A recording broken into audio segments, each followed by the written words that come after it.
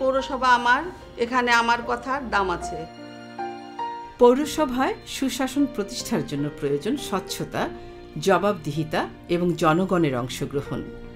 2009 সালের পৌরসভা আইন অনুযায়ী পৌরসভাগুলোতে নাগরিক সমন্বয় কমিটি গঠনের বিধান রাখা হয়েছে, কিন্তু পৌরসভাগুলোতে এই সমন্বয় কমিটি সমানভাবে কার্যকর নয়।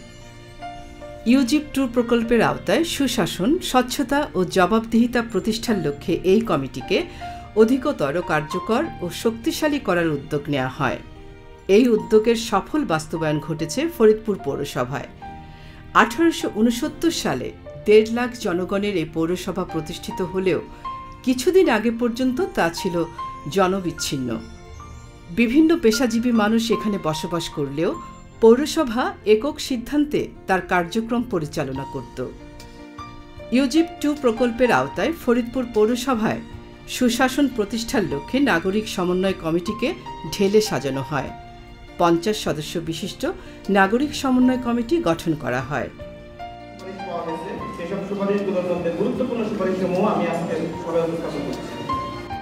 একাধিকবার এই পলিটেকনিক্যাল রোডের এই রাস্তাটির কথা বলেছে।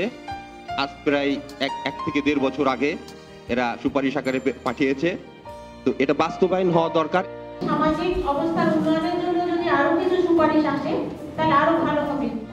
যে কোনো সিবিওর সুপারিশমালা ওটা ওয়ার্ড কমিটিতে অনুমোদন করে ওটা ওয়ার্ড কমিটি থেকে আমাদের টিএলসিসি সবাই যদি পাঠানো হয়, এখান থেকে অনুমোদন হয়ে পৌর পরিষদের মিটিংয়ে চলে যায়, তাহলে খুব সহজ হয়।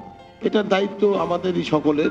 আমাদের যে আগে 11টা এলাকায় কাজ হয়েছিল উন্নয়নমূলক যে কাজগুলি, সেখানে অনেক মহিলা প্রশিক্ষণ প্রাপ্ত ছিল, কিছু কিছু পাইছে, আরো কিছু কিছু বাদ রয়ে গেছে। তারা সমানেই বলতেছে যে আমরা ঘরে বসে থাকি, বেকার থাকি, আমাদের কিছু প্রশিক্ষণের ব্যবস্থা করলে আমাদের ভালো হয়।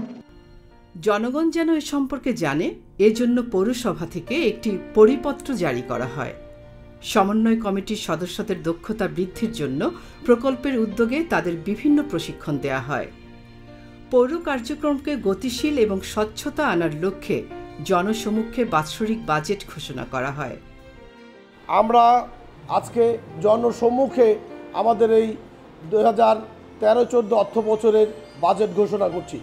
আমাদের 2013-14 বছরের বাজেট 145 কোটি টাকা ঘোষণা করছি। এখন ফরিদপুর পৌরসভায় অন্তত 3 মাস পর পর নাগরিক সমন্বয় কমিটির সভা অনুষ্ঠিত হয়।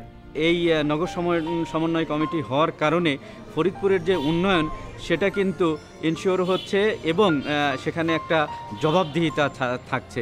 এখানে যখন এসে 3 মাস অন্তর অন্তর এই নগর সমন্বয় কমিটি বসছে, তখন কিন্তু আমি কি কমিটমেন্ট করেছি তার কতটুকু প্রতিফলন হয়েছে এ বিষয়ে আশয়গুলি উঠে আসে এবং সে কারণেই তার কর্মকাণ্ডে একটা স্বচ্ছতা আসছে। পৌরসভায় এর আগে পৌরসভার কাজগুলো হতো কিভাবে হতো, জনসাধারণের কোনো সম্পৃক্ত থাকতো না।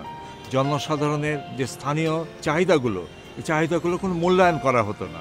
কিন্তু টিএলসিসি গঠনের পর এখানে স্থানীয় জনগণের, তৃণমূল মানুষের তাদের চাহিদাগুলোর মূল্যায়ন করা হয়। গোয়ালচমট মোল্লাবাড়ি সড়ক বিহারি কলোনির এসআইসি সেক্রেটারি আমি, এবং সবচেয়ে বড় কথা আমি ফরিদপুর টিএলসিসির একজন সদস্য।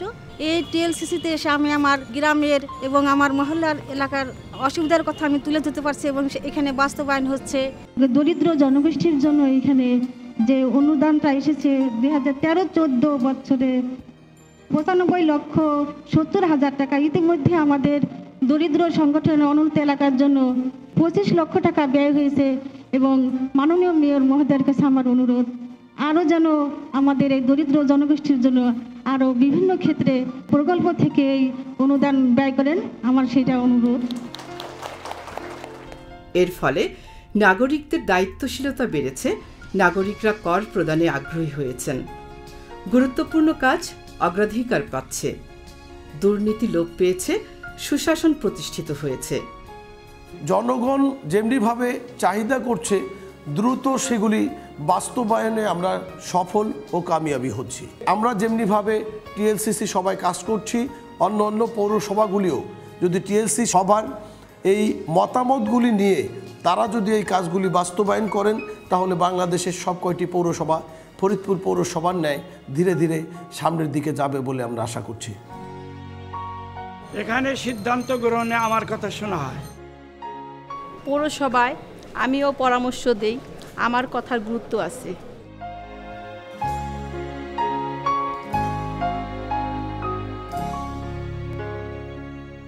আপনার অংশগ্রহণই বাড়াতে পারে পৌরসভার কাজের গতি।